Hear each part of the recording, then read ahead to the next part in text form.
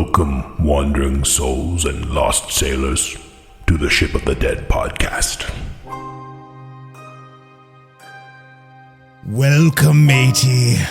I am your host, as always, Luke, aka Limithron. I am at Gamehole Con, Madison, Wisconsin, and I am joined by the absolutely delightful John Marron, one of my favorite people on the planet. John, welcome aboard the Ship of the Dead. I'm glad to be here. So, John, I know you because you are a booth runner, master, a free league extraordinary at many conventions. I think we first met at Origins? Yep, I think so.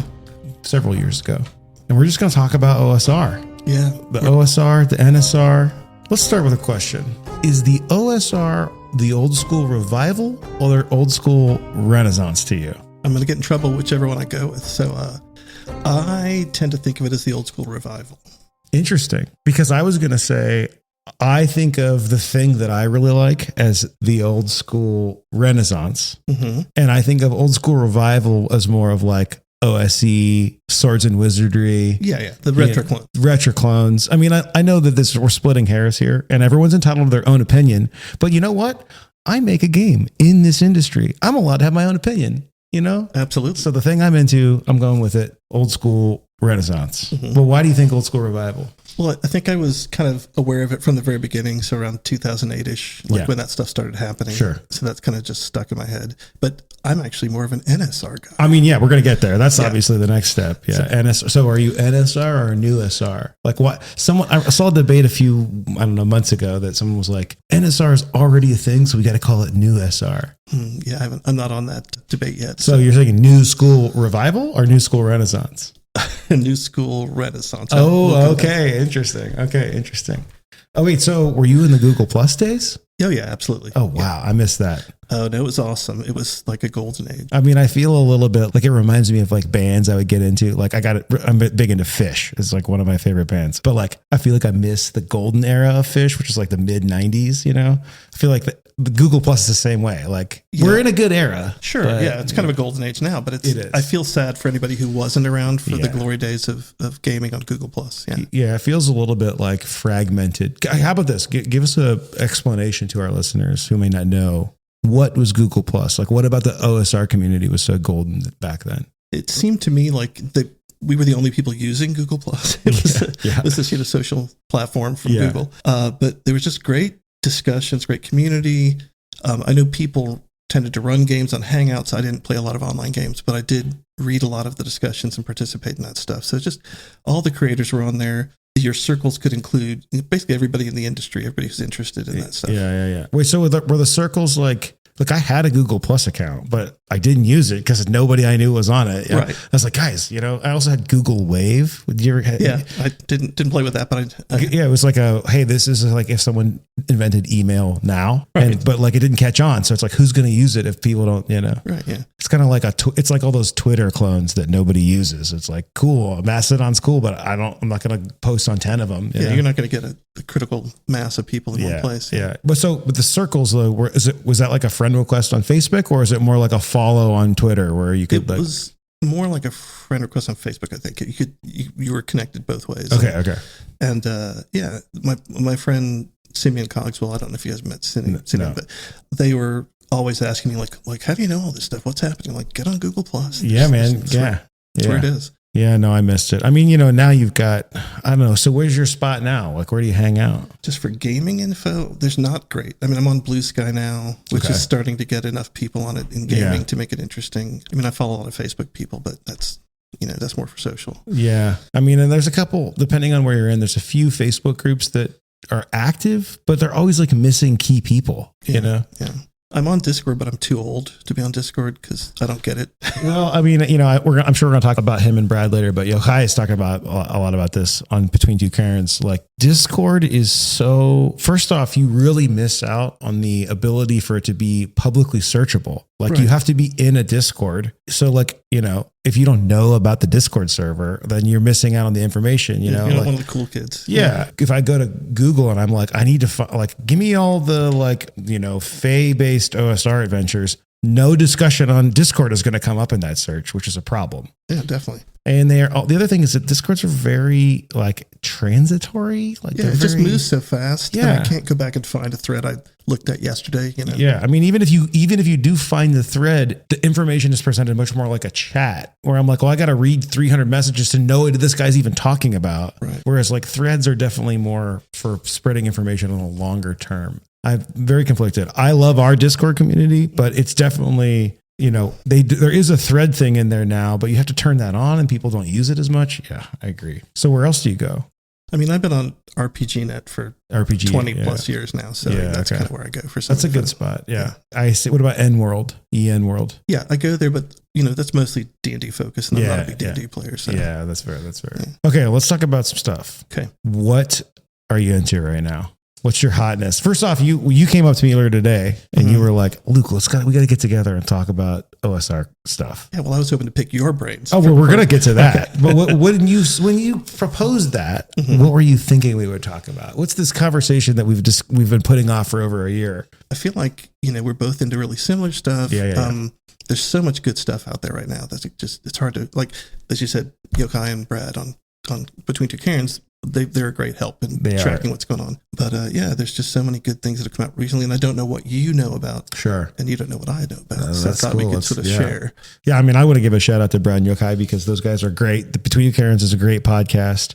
But even with them, I've noticed both through getting to know them and going on the show, but talking to them about Morkborg stuff, like Morkborg's on their radar. They've read a few adventures, but you can tell it's not like when I listen to them talk, they're not like I'm coming from like, I know all the Morkborg stuff. Oh, it's an OSC thing. Maybe I have it, Yeah. So it's interesting. Even in this little like, oh, we're all very overlapped community. It's cool to hear the differences, It's kind of like a Venn diagram of those two communities. Definitely a Venn diagram for sure. Yeah. And, like for me, the pirate thing is a twist too, because I'm always, if it's like pirate related at all, I know about it and I probably own it. So those guys like, I don't think Yokai really cares about pirates. Well, I mean, they did that like Secret of the Black Crag. They did the Secret of Black, and they had good things to say about it. I mean, basically, like it was perfect. Mm-hmm. Okay, so what do you got? Well, you want to go one for one? Well, we can talk about the thing I just gave you today. Yeah, I was going to say. So, John, when I ran into you yesterday, you gave me a copy of Vaults of Varn, which like my list of. I always had this thing called RPG crushes, the thing that I'm like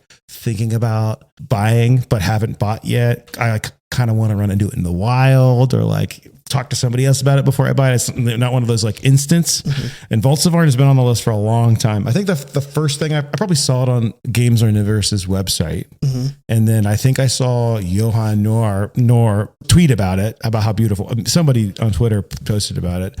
And then they talked about it on Between Two Karens. And I'm like, man, I got to get this thing at some point. And it just had fallen off my radar. And boom, you brought it to me. What's the pitch? Why? It's one of my favorites. I mean, it's not classic, Tolkien-esque D&D fantasy. It's science fantasy, but it's just a solid book. It's just so many great random tables, which is the thing that draws me to so much OSR, NSR stuff. Is just great tables that spark creativity. I mean, you could run an amazing campaign of Vault of Varn off of just random rolls. Yeah, it's also a beautiful book. Beautiful book, yeah.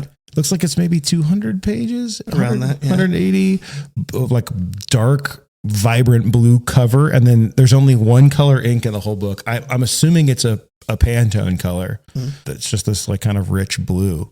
It looks incredible. Wait, but what's like the pitch? Let's say I'm a player. It's a far, far future kind of dying Earth situation. It's a science fantasy. The world had been ruled by these AI titans for a while, and they were overthrown in this mysterious uprising. So when you say far, far future, you mean like near future for us, really, because that's coming, right? Well, the AI overlords for sure. Yeah. Well, this is beyond that stage. Okay, yeah. When the AI overlords get tossed. So when we get freed from our like matrix tubes. Yeah, exactly. So the influences he cites are things like Hyperion and Book of the New Sun and Dune, things like that. Of course, Dune. Yeah, so it's a nice melding of, old science fiction stuff, old technology, but with fantasy elements. Have you played? I have. I've run a short campaign of it. We had a great time with it. Yeah. What did you guys do? I just rolled a random. There's a section in the book you can generate setting. So I did a completely random setting, dropped them down, and there's a main city that gives you enough info to run from there. They just sort of wandered around and encountered some NPCs I randomly generated that I tied together and fell into some plots there, and then just sort of explored some of the pre-done dungeons that come in the book. Nice. So are they like one-page dungeons or a little bit longer? They're short, yeah. They're couple of them are a little bit longer, but they're pretty much one evenings. Yeah. I loved it. Everything Games on Universe puts out is great, but that one is A+. Thank you very much. I'm excited to dive in. You're quite welcome. I saw it and I said, you're going to love this. I mean, you knew. And I don't know how you knew I didn't have it. I wasn't sure. But I thought, if it gets on my radar, I usually buy it. You know? I'm very impulsive too. Yes. Oh man, where should I go? Have you played, are we going like NSR specifically? Yeah, let's stick to that. Because I was going to say I ran Ravenloft I6 on Friday, but I ran it with Shadow Dark, which I think you would appreciate. Yes, very much so. And man, I've actually done a weird turn here because I'm working on this adventure from our Kickstarter called Into the Maelstrom. That's the name of the adventure, not the book, but it's very much inspired by Ravenloft. So I got and ran the original, but I ran it with Shadow Dark, which is great. But because of that, I'm like, Curse of Strahd is back on my radar. So I'm like, now I'm thinking about picking up the Beetle and Grimm crazy advanced box because the maps are done by Jack Badashi, one of my favorite map artists. So that's not the direction that we're talking about. It's the opposite, actually. Yeah. Let me think. What's the latest good? It's like there's so many. Oh, it's especially system-wise. Like I'm constantly flipping back and forth. Am I going to use Knave? Am I going to use Cairn 2E? Yeah. Well, I mean, we got to give a shout out to Knave. We both have that, right? Yes. Love that. Ben's actually coming on the show in a few weeks. I like Knave a lot. I really love that he got, not only did he get Peter Mullen to do the art, but Peter did all the art. And I think that is like, that's the way to do it, man. Like a single artist vision. Like I really hate when you are in a book and then you see a style of art that draws you. Like, everybody on the show who listens to the show knows how much I love Dark of Hot Springs Island. Do you have Dark of Hot Springs Island? I don't. Okay, well, that's the one I'm going to tell you about. Okay. This book is amazing. People on the show who listen to the show know I love this book. It's like one of my, have you seen Inside Out, Pixar movie? Yeah. The like core islands. If I had a core RPG island, one of them is Dark of Hot Springs Island.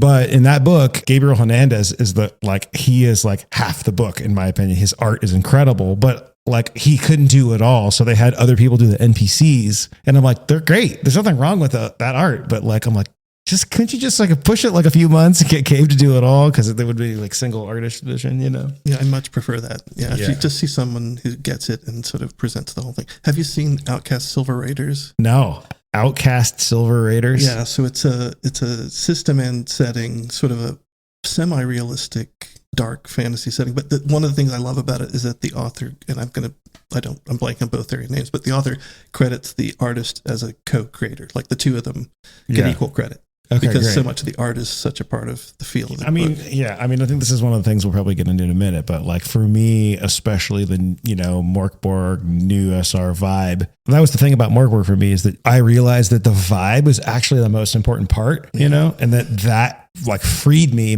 mentally. It's like, you know what? I don't have to write like 300 million paragraphs about this game to get it. Cause I got Morkborg immediately. Even if you don't like Morkborg, you get it immediately, Yeah.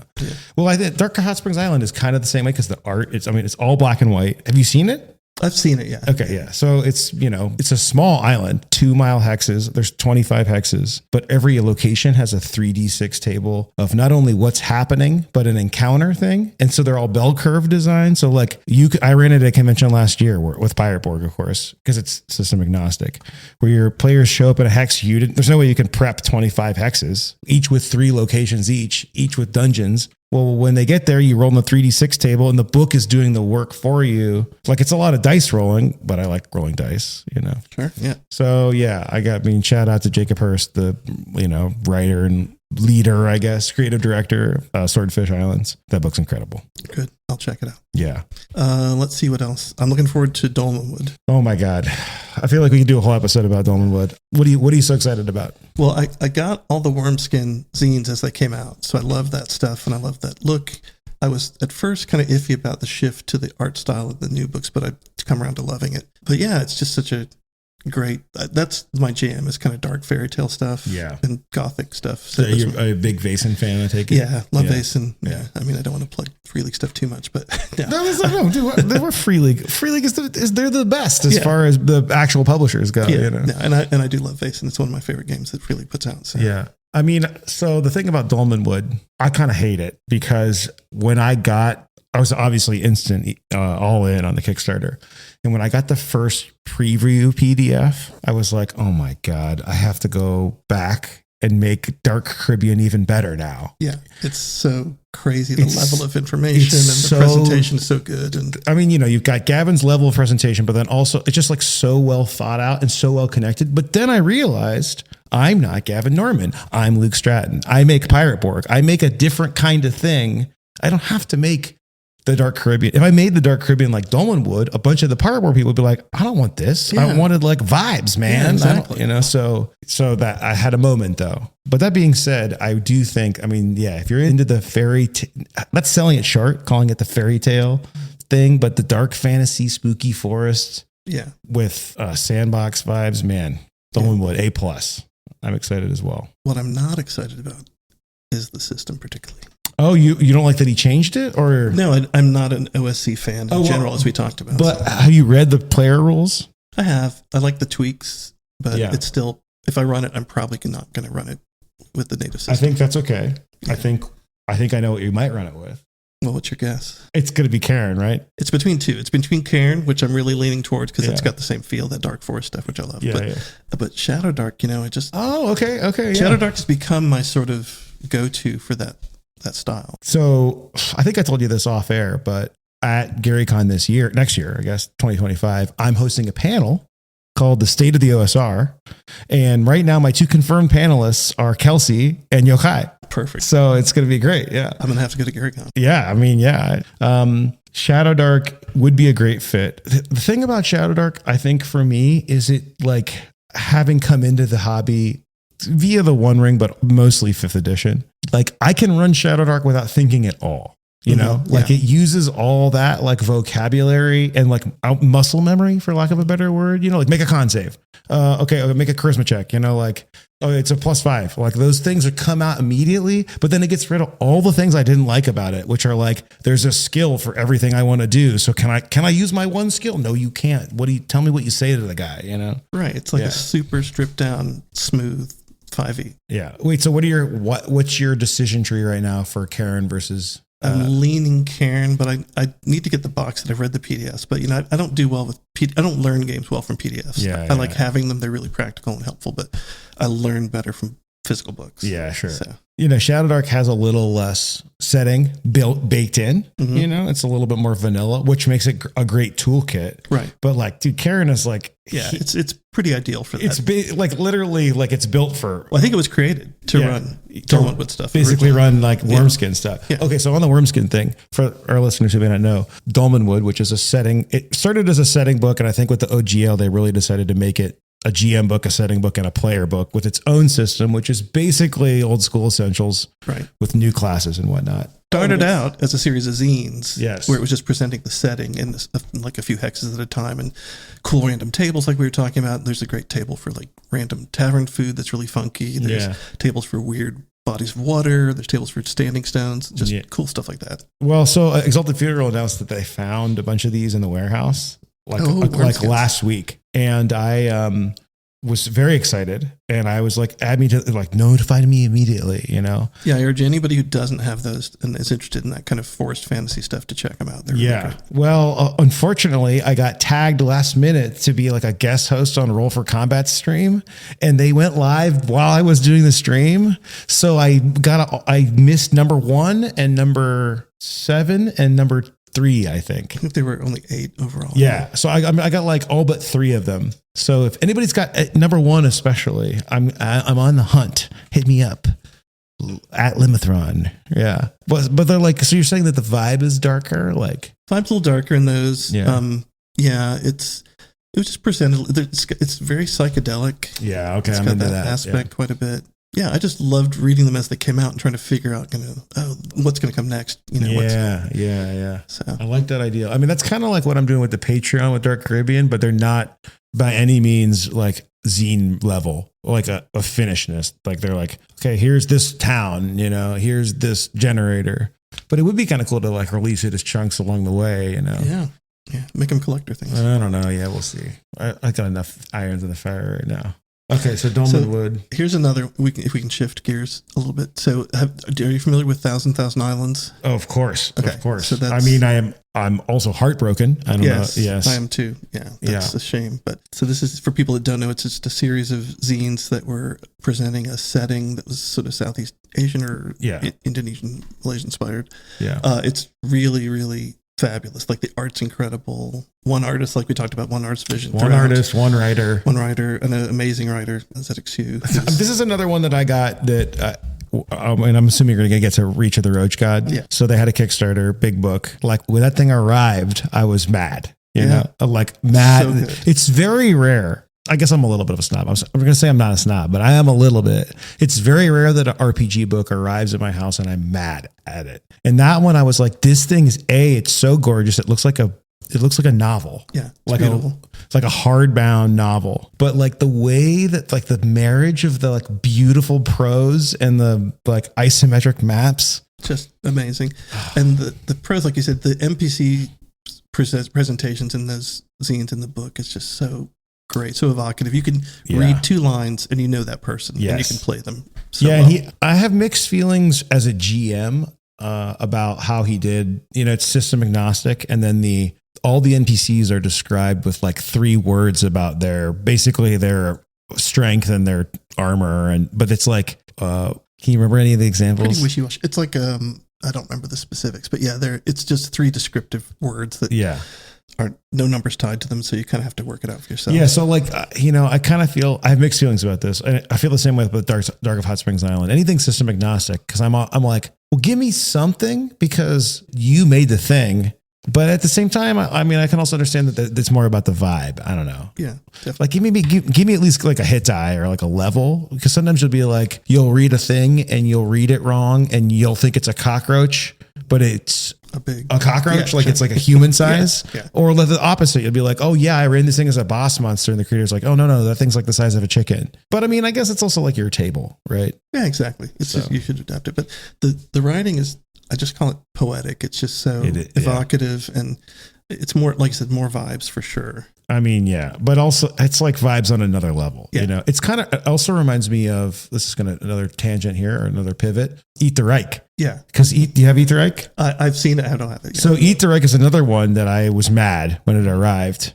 On the other side, on the art side, where I'm like, dude, it's not fair. You bring in, I mean, I'm sorry, I don't remember these people's names. Kirby, we'll put it in the show notes, but dude's like a comic book graphic, has no business coming into RPGs, making something that pretty. And then the level of production in that book, like they have these almost like blood splatter UV spot glosses that don't match the art underneath. So they add this layer of texture, and there's gloss where there would be Scotch tape holding the portfolios together. It's just like a whole other level. It's like that attention to detail is great. Yeah, it's like they made an art book and it happens to be an RPG. Another one where you're like, man, I got to get better. Well, you're already great. So well, thank you, but I don't agree. So okay, what else you got? Are you familiar with Yoon Suin? Oh my God, you're speaking my love language, Sean. These are awesome. Yeah. So Yoon Suin, did you back the second edition? Yeah. So I'm waiting for that to get here. I think actually I discovered Yoon Suin. I'm gonna guess here. I'm gonna guess Yochai was on. Do you know the Lost Bay podcast? Mm-hmm. I think he was on that podcast before I really knew who he was, and was just listening to all of them.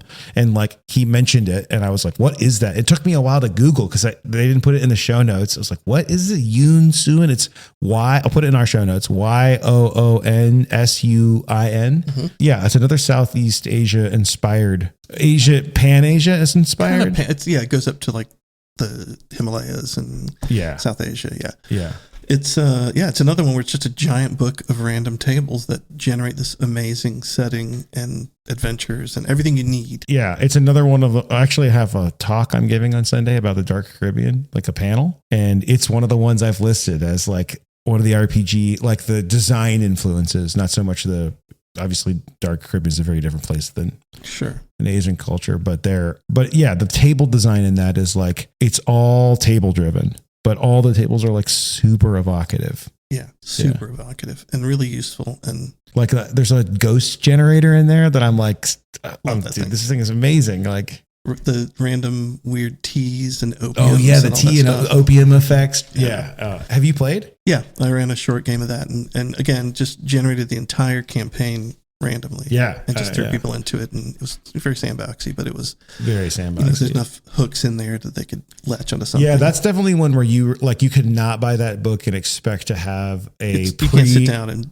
I mean, even if you read it, like there's no way you're going to know what your players are going to interact with. That and the chances are like the big important NPCs are probably not ones that you play, the ones that you plan to be big and important. Exactly. Yeah. The thing that sold me on that book when I first picked it up and looked at it, I flipped open to the page, which was denizens of an elephant racing stable. Oh, yeah. Well, a game that has a table for that. And there's slug people and there's crab people. Yeah. A very evocative setting. The slug people are really interesting. They're sort of the elites. They're kind of these sort of effete kind of, I don't know how to describe them, but they're not what you would expect. No, and the crab people are like the lower caste of society. They're very like looked down on, and he did a really great job with.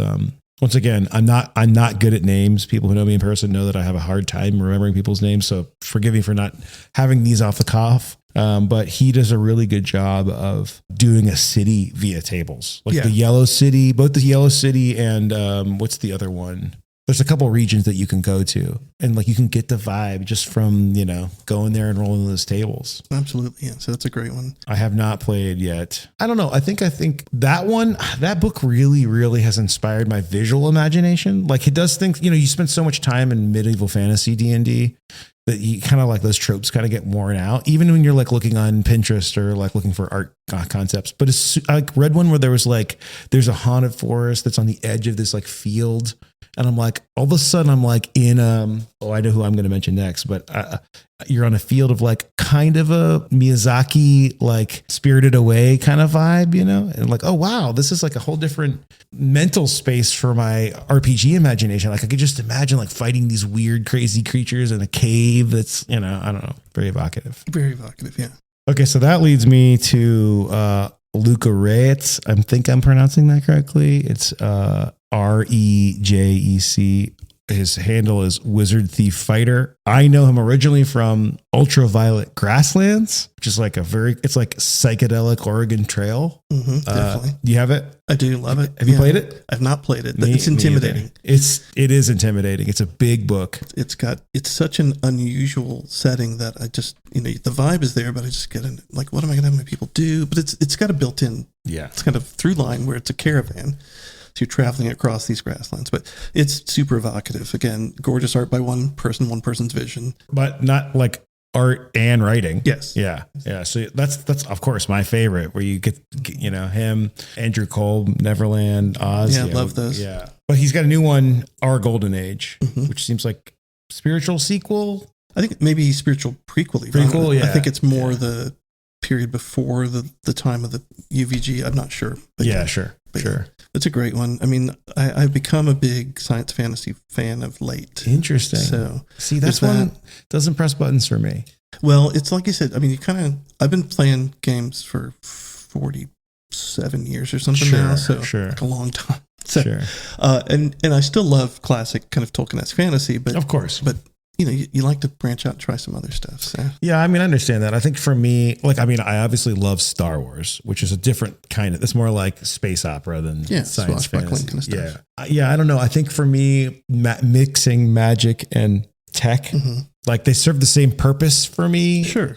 I don't know. I guess I haven't been exposed enough. So, well, have you checked out Cloud Empress? I have. Back the new Kickstarter, the Mothership, based on Mothership system-wise. Yeah. But it's a sort of, again, like you said, Miyazaki, it's kind of a Nausicaa-inspired setting. It's really, really cool. That one's been grabbing me lately. So yeah, I have it coming, I think. What else does that remind me of? Cloud Empress, for some reason in my mind, connects me to Gardens of, I think Yin, as you said, Gardens of YNN.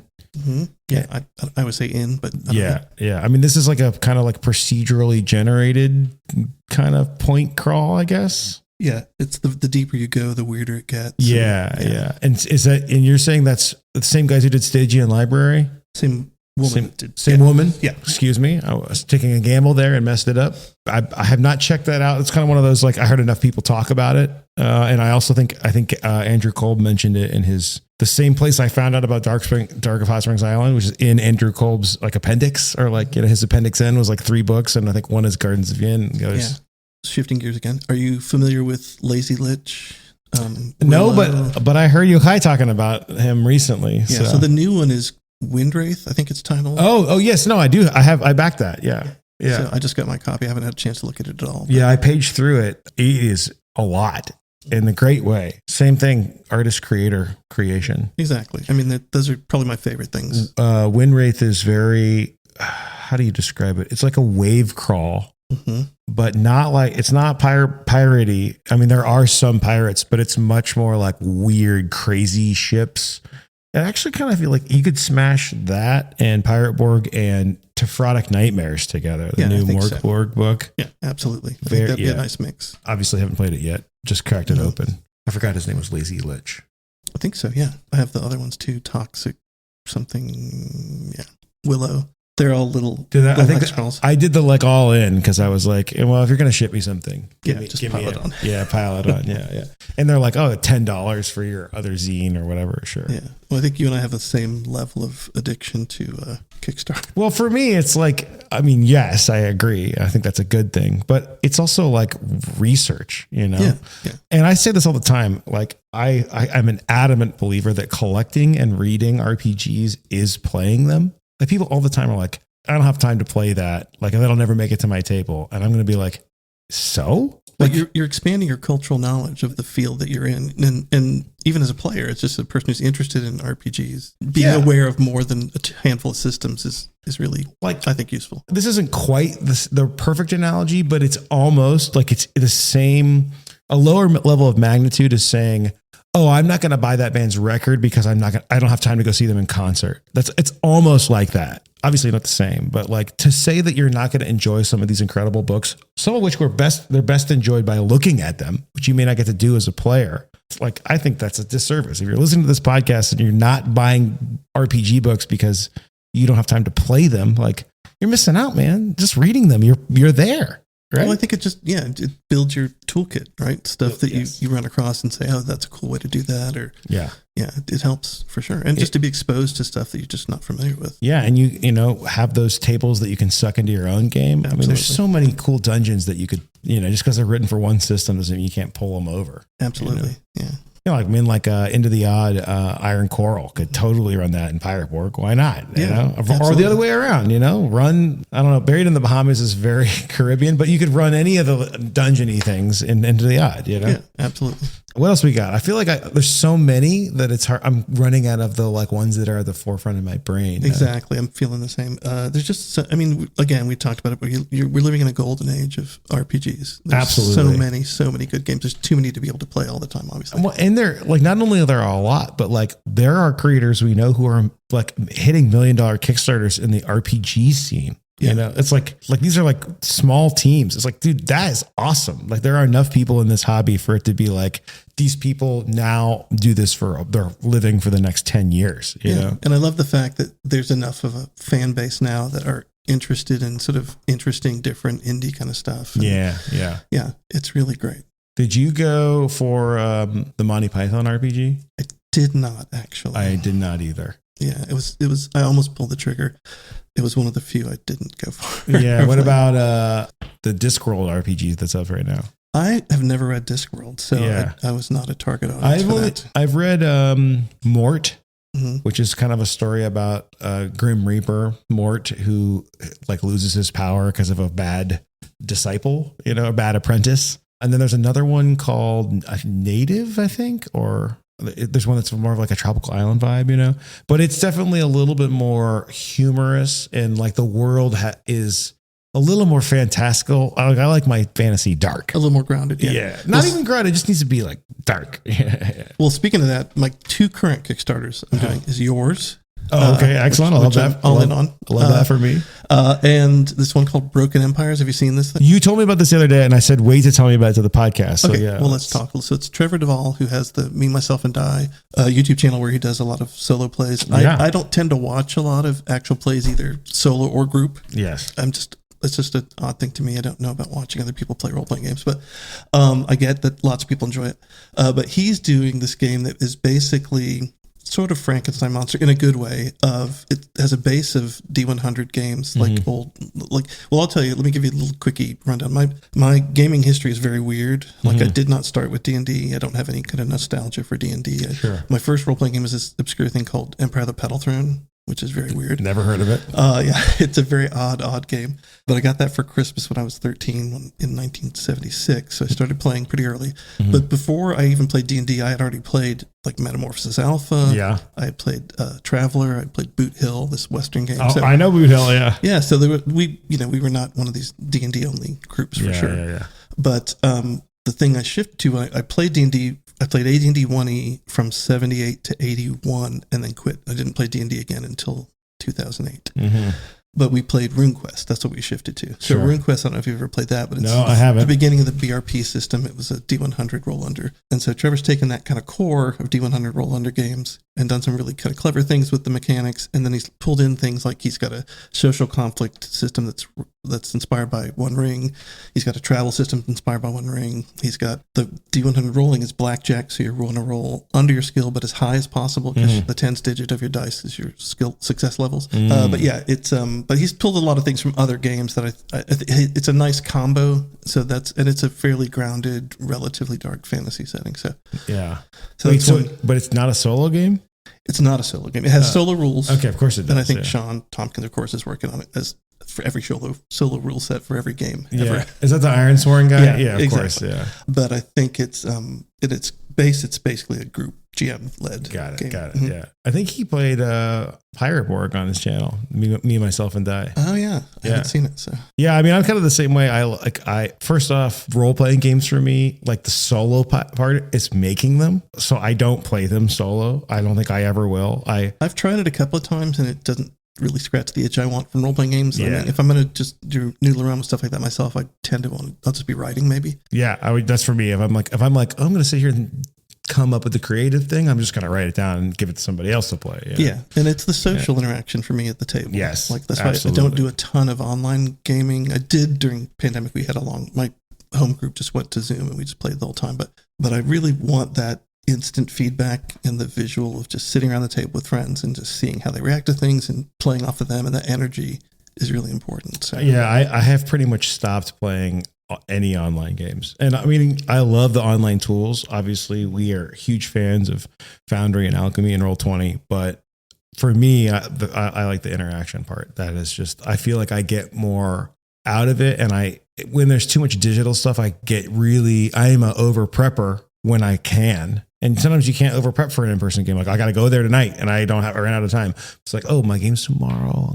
I got to get a map for that encounter. Got to make a token for that NPC, Yeah, it's impressive. I mean, I played my friend Shane Ivey through a great series of games. It was adventures he was writing. We were play testing for 5e actually and used lots and lots of the tools on, I think it was Roll20 we were playing on. So that was really cool and it was nice, but it's another layer, I think, between you and the other players. There's a little bit of distance there that doesn't feel as good to me. Yeah. I mean, like I said, I'm not knocking it. I just think now that we can play in person, I try to do that as much as possible. Yeah. So back to, tell me about Broken Empires. Yeah. So is that the whole thing? That's it really. Is there setting? There is a setting. The setting is, he hasn't revealed a whole lot about it. Okay. So can't give you any real specifics about it. I know it's low magic, kind of more grounded, more slightly historical, but okay. But yeah, I think it's a system I could use for a lot of things. And it harkens back to my old days of playing RuneQuest back in the 80s. Okay, so cool. It kind of feels like a nice updating. Like for me, when you told me about it earlier today, I was immediately like, isn't there it's Fallen Empires. That's a Magic the Gathering set. Right, yeah. And it was not a good set. So I was immediately like, interesting choice, but Broken Empires, that's better. A little bit different, yeah. Did you back Ironsworn? Was the Star one? I did not. I did play some or try to play some Ironsworn. Yeah. And I really admired the design and there's a lot of elements of it I really like. But again, I'm not a solo guy, so I didn't really. Well, I was going to say, because he's got a Sunder Dials as like a pirate version of it. It was a stretch goal for the Star Sworn or whatever. I don't know. I'm probably messing the name up. I think Star Sworn's right. Yeah, but then it was so well like in demand that they printed it. So, but yeah, like I said, solo games are just not the thing for me, you know? Yeah, definitely. And like I played a lot of Lord of the Rings living card game and some Arkham Horror living card game, and both of those are cooperative, so you can play them solo. Like it's easy to do that. They're kind of designed with that in mind. And like every time I do that, I'm like, okay, I win, and nobody cares, and like the narrative is just in my head. I might as well just have played a video game, I guess. I don't know. I'm not knocking it. I'm just saying. No. I think it's great that people enjoy it. Because I feel like I'm out of touch because I'm old. So it's like, this has moved by me, the solo game thing. It's like streaming. It's those two things are kind of outside my realm. I wonder if it's like related to like generational differences. Like there are people, I mean, imagine if you were in high school during COVID. Yeah. You know, maybe you're like more into just hanging out with yourself. Like, you know, it's not in a bad way. Like, it could well be. Who knows? I mean, I grew up without a cell phone, you know? So, yeah, definitely. I resisted cell phones for a long time. So. Yeah. I want to pivot back to a conversation we started to have earlier today. And I was like, wait, we'll talk about this. And we were touching on it with Dolman Wood. Like I said, huge fan of Gavin and his work. But Old School Essentials, we're both not that big of fans. I mean, I'm a big fan of the Old School Essentials as a brand and the layout, amazing. Yeah, the presentation design. Great. But BX is really what I'm talking about. Look, man, a level 1 magic user is bullshit. Yeah. Let's just let's just fucking say it's not fun to play. No, dude, it's not fun to play. A level 1 magic user with random spells, dude, I rather would just not be a magic user. You know? I have a couple of friends who've run a lot of OSE, and I like the concept. I love. I'm always rocking my OSE shirt. I buy all the books. I study them all the time. Well, I like all the adventures. The adventures are amazing. The new content, it's just when it comes to like, oh wait, so I'm a level 3 fighter, and the only thing that's better are my saves. Like, get out of here, dude. Come on. Well, I think part of my problem is, like I said, I don't have any nostalgia for it because I never played it back in the day. I only played D&D for a couple of years and then switched to other systems. And so that's not the draw for me, which I think it is for a lot of people. It's the game of their youth. Yeah, I guess. Yeah. But there's so many other old school systems out there that I find more appealing. Yeah, I guess when you think about from the nostalgia thing, I can understand that appeal, but I agree when it comes to a core gameplay loop, if you and I sat down to play a game for half hour, I guarantee you there's a better loop than what BX came up with in 81 or whatever it was. Yeah. I mean, it's a product of its time and was great at the time, I'm sure. And I think that the thing we started to touch on earlier, I mean, the thing that's great about BX in Old School Essentials is like you bolt on what you need for your table. It's basically giving you the license like, hey, there's so little here in core. If you don't like something, change it. And that's how we get to the OSR, which I love the OSR and, Right. But for me, it's something like Shadow Dark is equally boltable. I mean, arguably, in some ways, it's more boltable because you basically can take from OSR and from 5e. Yeah, it's like the same stat blocks. Just like, just don't use too high CR monsters and you're ready to go, cut out some of those legendary actions. Yeah. Yeah. I mean, it makes me a little sad because like what that represents. Like if I see somebody wearing an OSE shirt, I'm like, oh, we're going to be friends. Yeah, like, exactly. It's definitely I'm in that tribe. Yeah. Like that's my people. Yeah. Yeah. But that specific. But once we're in the room, once we're here, it's kind of like being at it's like being at a Metallica concert, and you're like, yo, the Ride the Lightning's not that great. Like, are you a Metallica fan?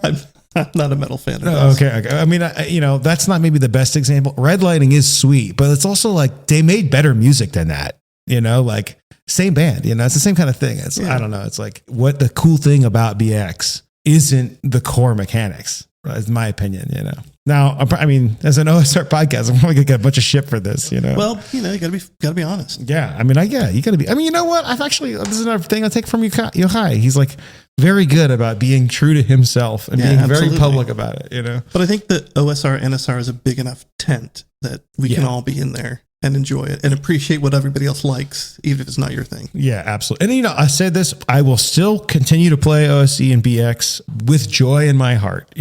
I just think as someone who's like, if I'm going to be a crappy character, if I'm going to be like a total shitbag, like let's just play Morkborg. Yeah, exactly. Let me lean into it. Let me like be missing a limb and like have gangrene, Right. like a sword that hates. I don't want to just have like no abilities. Yeah. That's not what I'm saying even, because I love Knave. Well, I think that's the part of it is it's not, there's not a lot of flavor. Yeah. Like Morkborg, you have a ton of flavor right off the bat. Yeah. Whatever you are, as crappy as you are, you've got some weird stuff going on. You can lean into it. Yeah. You can lean into the cool, and Pyroborg same way. You get of course. Just cool details that bring out, like that gives me a thing to hook my role playing on. Like I can say, oh, I'm this guy and I got this weird parrot or whatever. Yeah. But yeah, the OSC stuff tends to feel to me kind of bland. Yeah. But I don't know. Well, and it's like, correct me if I'm wrong. I play a lot of different role playing games, so I might have this wrong, but I'm pretty sure Raw, like obviously the GM should do whatever, but rules as written, the magic user starts with random spells and you lose them after casting them. Yeah, I think so. So if I rolled like comprehend languages and detect magic, and I cast detect magic in the wrong room and there are no languages in the adventure, I just rolled a shitty character with 2 hit points. Yeah, exactly. Which is fine, I guess. But Knave, man, if you're gonna roll a nobody, have it be Knave, and then it's designed to have your inventory. Then you got your bag of marbles and your weird. Okay, so I have a great Knave story because we played. I want to go shout out once again to the Archon Games crew, because we are always hanging out at cons and stuff. And every year at Gen Con, we get this like kind of big, whoever's there, usually it's like last year it was Shadowdark, and this year it was like a hack of Shadowdark and Knave. And we were doing character creation, and I'm like, I roll up, my kind of magic-y dude in Knave. And, he's okay, everybody has X amount of money to spend on your inventory and you can fill your slots or whatever. And I'm like, okay, so I'm like this wizardy guy. Can I just buy all mushrooms? And he's like, yeah. I'm like, okay, so I have a light source. Can I have my mushrooms glow instead? And he's like, yeah. So then I have this wizard who knows one spell of brightness that can maybe hurt monsters, and then like 30 mushrooms. And I had to go because we were running this mega game, so we played for like 2 hours and then I had to leave, and I gave it to Andrew from Fades of the Norn, and I handed my character sheet and I had drawn the guy. I had like a full drawing of this mushroom wizard, and he's basically like if Radagast was on Grateful Dead tour, Nice. And Andrew's like, what am I going to do with this guy? Like he just has mushrooms. And like this for me is winning. This is the experience. Yeah. Is that you've got the thing. It's the mushrooms. Yeah, that's your thing. That's but with the OSC, or I should say BX, you get the one spell. I just needed the mushrooms to make it work. Absolutely. So. Yeah. And we're game designers, so it's kind of like, there's you're tailoring the experience. Obviously, you can make anything work for you. That's not what I'm talking about. Yeah. Yeah, definitely. All right, you got anything else? I think that's it. I mean, that's the hotness for you right now. Yeah, I know not a lot of it's super recent, but that's just kind of the greatest hits. Though. But I mean, also like, what if you're not into the newest stuff? There's always good new stuff coming. Like I just got the 2 adventures from Mary Mushman that came out kind of the. Oh, you got to? I don't know if I got like missed in the fulfillment. They look cool. They look. Really I had all those guys on the podcast, and they sent me the PDF, so I've seen them. But I don't have the prints yet. Mm-hmm. So I got those and like the follow-ons from Ragged Hollow, which I really like. Dude, Nightmare of a Ragged Hollow, Joseph R. McCollin, I think. I think so. Man, Joseph, he came to my birthday thing at Gen Con. Yeah. And I love his work so much. Yeah. I feel like actually, so I always have like the things that are nearby that I'm always grabbing to reference while I'm writing, like the things that I want to be more like, whether it's formatting or like, and his towns. Like it's almost like he describes the towns by the main NPC in the building rather than the building itself. Sure, which is who you're going to interact with, and that's what's going to flavor the town thing. Yeah. And I think that's such a great way to do it. Like he describes the outside and maybe the inside of the building, but then it goes right to like, it's not like in the room is a broom and a bag of coins. Yeah, it's like weird little freak. It's like Gandalf, and he wants this, and he has a big gray hat, and he is in love with Galadriel. Or that's a bad example, but you know what I'm saying. Yeah, definitely. Yeah. I got one more. Okay, yeah, that's it. Black Worm of Brandonsford. Well, I mean, like in my mind, that's immediate. That's clearly an influence for Nightmare of a Ragged Hollow. It's like the same kind of style of writing. But that's same guy who did Secret of Black Crag, right? Yeah, definitely. Yeah. I think it's become a sort of standard. Like it's such a classic. I ran it with my home crew and they loved it. Had such a good time with that. Yeah, I mean, this is one I picked up. I think probably because they keep talking about it on Between Two Karens. Yeah. But it's very much like if you need a starter D&D adventure. It's a great one. And you want a dragon and you want a town and a spooky forest. And fun fairy interactions, all kinds of stuff in there, Yeah, weirdly enough, I ran it with Dragonbane. Really? So, yeah. No, nothing wrong with that. Yeah. I don't think I can run games with the native system. But I mean, like, then you're always presenting a challenge for yourself, which I like. Yeah. I take it. I mean, this is obvious that you backed Karen 2E. Box set. Of course. Yeah, instantly. That was an instant back. Knave was an instant back. Yes, of course. Again, that's the trouble with having so many good systems that each have their own unique tone and feel. And it's just, I'm torn. When I go to run something, it's like, okay, what's going to be be the best fit here? So are you on the Mothership tip at all? I have not been, because I'm an Alien guy. I mean, I admire what Mothership has done, and I love the information presentation and stuff like that. I've got the box set. Yeah. But for my kind of blue collar sci-fi horror, I go back to Free League's Alien. There's nothing wrong with that statement at all. Yeah. I fully support that. I think for me, Alien, I think I've talked about this before, so forgive me, anybody who's listening who has heard this before, but Alien for me kind of suffers from the same thing that Lord of the Rings suffers from, in that, we're talking about literally two of my favorite IPs in existence. I mean, they're both top three probably, it's probably like those two in Star Wars, I feel like when I play Lord of the Rings role-playing game, like I can't do anything because it's like the Bible, it's like everything is already... I can't interact with the important NPCs because any meaningful interaction would break the canon, So I feel like Alien is kind of the same thing for me.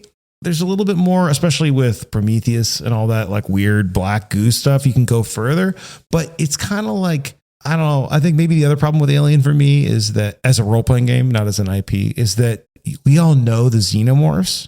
Right. And if you're not fighting against they're not scary because we know all the rules as fans. And if you're not fighting xenomorphs, you're not playing the Alien that I would imagine you're playing when you're playing Alien. Sure, you want to have that. But I mean, that's what the cinematic one-shots are for. You can play it up. Yes, and those are great. And I love those. And I want to be clear, the game is amazing. I think it's just more just the concept of, like Lord of the Rings and the One Ring RPGs are amazing. It's just the concept of playing in those worlds feels complicated to me. Yeah, but I get that.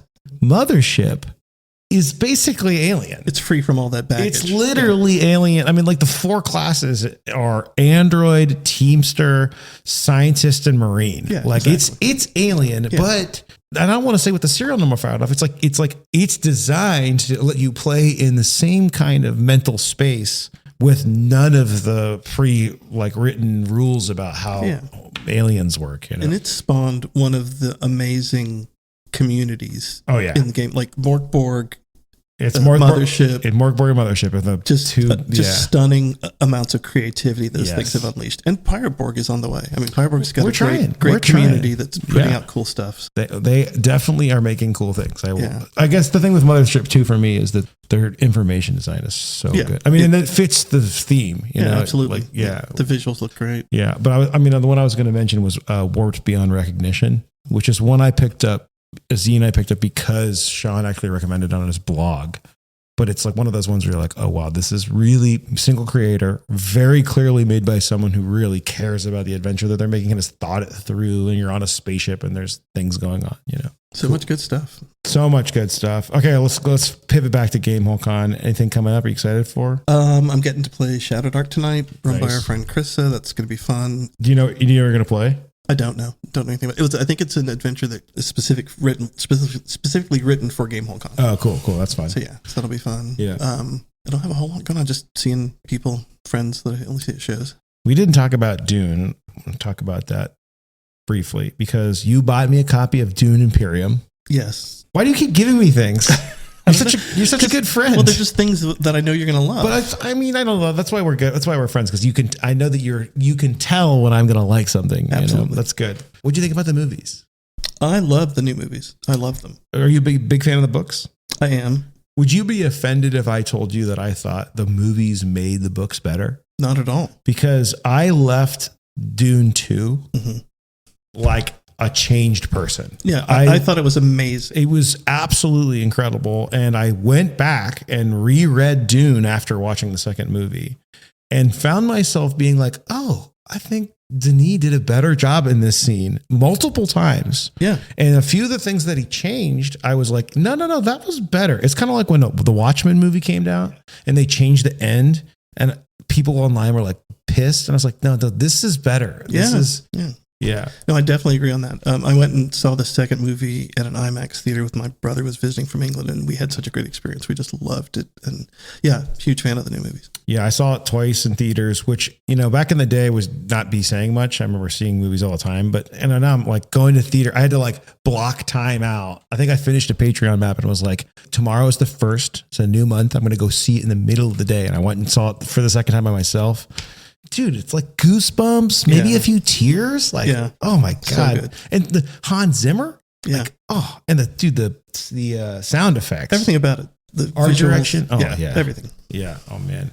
When was the last time you felt like that about a movie? That's tough. I mean, I'm a huge fan of the Lord of the Rings, the first 3. So not so much the Hobbits, but I think the world at large is in agreement. Yes. Wait, let's talk about Rings of Power though. I watched a few episodes and it didn't grab me. You got to stick with it. Yeah. Listen to me. Trust me. You and I see the world in similar ways. If you can get through up to like halfway of season 2, you're going to be like, oh, baby. I've been hearing great things recently. Season 2, man. I mean, so I think season 1 just they took a few liberties as a hardcore Tolkien fan. You're like, wait, what are you doing to my baby? Season 2 makes up for it. I think. Right, I'll give it a shot. So Lord of the Rings. Anything else like deep? Like for me, when I left Dune 2 was like the last time I felt that like affected by a movie was like The Matrix. Well, this is where we were going to diverge. You're not a Matrix fan? No. Oh my God. You're not really, it seems like you're not really a science fiction. Like not as much. No. Yeah. More and science. This is those are the 2 things I don't like that people give me grief about is I lose my nerd cred is I don't love The Matrix and I don't love the new Mad Max movies. I mean, I can understand that. I watched Furiosa with my wife and she hated it. I turned it off after 20 minutes. Yeah, I made her watch almost the whole thing and she was just not into it. It just didn't. I mean, I watched the old ones and was a huge fan back in the 80s. Yeah, I mean, I liked both the new ones, but like Zach with Limithron now, he is upset. He's like, that's like his favorite IP. And I'm like, I don't get why that's your favorite. Hey, but that's cool that there's stuff that everybody's passionate about. Of course. Oh no, absolutely. Yeah. No, more power to him. Yeah. I'm just kind of like, not me. Do you want to talk about the editing stuff at all? I can. Yeah, sure. So I should have plugged it at the beginning, but you are also a editor, a proofreader as well. Yeah. Correct me if I'm wrong, but most of your work ends up being editing for translations into English. Well, I don't do the translating. Yes, but it's sort of localizing. Yeah, making the translated RPG sound more like a native speaker wrote it. Which varies a lot. So I fall into this weird niche where I'm a freelance editor, but I've worked for almost everything I've done is on translated games. So the first thing I ever worked on was from a company called Yarnringen in Sweden, which is now merged with Free League, was Symbaroum. So I worked on that. I went on to work on a bunch of stuff for Free League. I've worked for a company called Riot Minds. I did a lot of their stuff for their Trudvang setting and their Lexicultum game. And then I've shifted to working with a lot of Italian publishers. So now I do Two Little Mice. I've worked on Outgunned and Household. They're great games. Those guys are super duper. They're an amazing team and super creative, and the games are super fun. And then I work with Akron. They're an Italian publisher that puts out a lot of 5e stuff. They did the Brancalonia sort of spaghetti fantasy setting, which is super fun. So that's my sort of side gig. Yeah. So like, it seems like you've just developed a really good reputation for being good at that. Do you want more work that's editing that's not from a translation? I mean, I do. I'm happy to take on anything but particularly if it's an interesting project. Sure. I mean, I love that. But that's part of the fun of it for me is sort of helping people get stuff across that's it's already great and it's already there, but just polishing it just that little extra bit so it's more accessible and nice. I love that stuff. Hold fast, wretched sailor. We brace for the Broadside Barrage.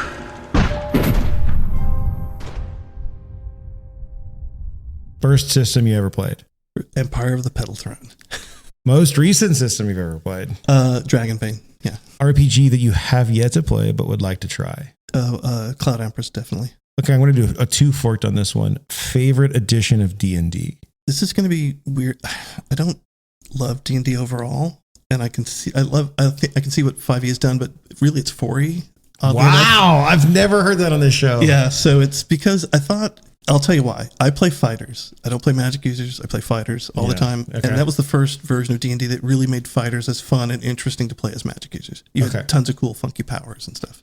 Have you played DCC? I have played some DCC. Because I feel like the fighter in DCC you'd really like. Yeah, there's some, I like that. There's some with the mighty deeds. Yeah. Okay, so I was going to pivot to like favorite OSR system, specifically system. Remove the concept of setting from it if you can. You can't make me do that. I am making you. Desert Island. You are going to have to play 30 years of medieval fantasy. It's got to end up at Shadowdark, I think. So I mean, there's so many others I love though. Yeah. But yeah. Nothing wrong with that, man. Yeah. Like I said, it's a good bolt-on system for moving forward. You, John Marron, are a 5th level character in a medieval fantasy. Actually, you know what? No. 5th level character in a science fantasy setting. Ooh, that's trickier. I had an answer for fantasy. What is your class? Oh, give me both. Well, I always play Rangers. That's my thing from the beginning. I was a big Aragorn fan, so that was always the thing. Yeah, love that. Yeah. But science fantasy, just some kind of weird archaeologist. Like I'm an actual archaeologist. If you had to choose an RPG setting to live in, what would it be? To live in is tough because I don't know. It's a complicated question. Yeah, let's think about it. I don't know. Maybe Dolmen would. Really? It's just I just like that spooky foresty stuff. And, yeah. You know. I mean, I don't. My surprise is more that I feel like it's a fairly dark place where things could go south very quickly. It's true. Yeah. Yeah. Nothing wrong with that though. Yeah. Add an entry to the what's in the cargo hold of the Ship of the Dead D100 table. Ooh, I would do a bosun's whistle carved out of a human finger bone. Have you thought about this answer before? I have. That's too bad. I know. I said if I ever get on Luke's show, that's the thing I'm going to put in. That's good. I like that. Favorite size die? D12. This is why we're friends. They roll well. I love them. I have a bunch of the D6 D12s and a bunch of the D4 D12s. And yeah. Favorite fantasy movie, TV show, or book? I don't know if these qualify as fantasy, but there's a young adult series set in sort of mythic Greece that I love by a guy named Richard Purtill. He's a philosophy professor actually, but wrote these novels. And I love those things. I keep coming back to them year after year. Nice. Okay. Do you know what they're called? Mirror of Helen is one of them. The Golden Griffin Feather, Stolen Goddess. Nice. Yeah. I like a non-traditional answer. Yeah. Favorite libation or beverage during your RPG sessions? I tend to drink a lot of dark beer. Like the darker, the heavier ABV, the better. My gaming group laughs at me because their fridge, we played at a friend's house and the fridge is full of my beer that nobody else will touch. This is kind of the whole episode, but do you have an upcoming Kickstarter project or game that you most recently backed? Broken Empires is probably, we've talked about that, but I think that's the recent one, yeah. Video game or computer game you've logged the most hours playing? Darkest Dungeon. Really? Yeah. I'm not a video game guy. Like I'm from the Pong generation. Like literally I had a Pong machine when it came out. Yeah. I did not play a lot. I played that or Master of Orion, the very first Master of Orion. But how many hours have you logged to Darkest Dungeon? I don't track it, but it's certainly the game in the last 20 years I've played the most. Have you beaten it? No. Me either. But I love going back to it. It's cool. It's just huge. I mean, dude, obviously it's a huge influence for me. It's just like those guys fucking get it, man. Yeah, exactly. Get it. There's so much about it. And the voiceover alone. Dude, I just find myself walking. You will know the tragic extent of my failings. Exactly. I walk around saying that stuff. My wife is like, what are you talking about? God, yeah, I say that to my wife. She'll be like, what are you saying? Yeah. It's out of nowhere, especially when I've been playing. I played it on a plane here. But yeah. That's probably my most played video game. Anything else we should talk about? No, I think we're good. That was fun. Cool. Good. I'm glad. You've been listening to the Ship of the Dead podcast. Email your questions, comments, and buried treasure tips to shipofthedead@limithron.com. You can support the program, join our Discord server, get early access to new episodes, and instantly download hundreds of battle maps, assets, and adventures at limithron.com/Patreon. Tiers start as low as $2 a release, and you only get charged when I make something new. Pirate Borg, my rules light rum-infested hack of Morkborg, is available now at pirateborg.com and retail stores everywhere. Ship of the Dead is produced by Limithron LLC. Our audio editor is Matt Kepler, and our music is by Alexander Miller. For more, head to limithron.com.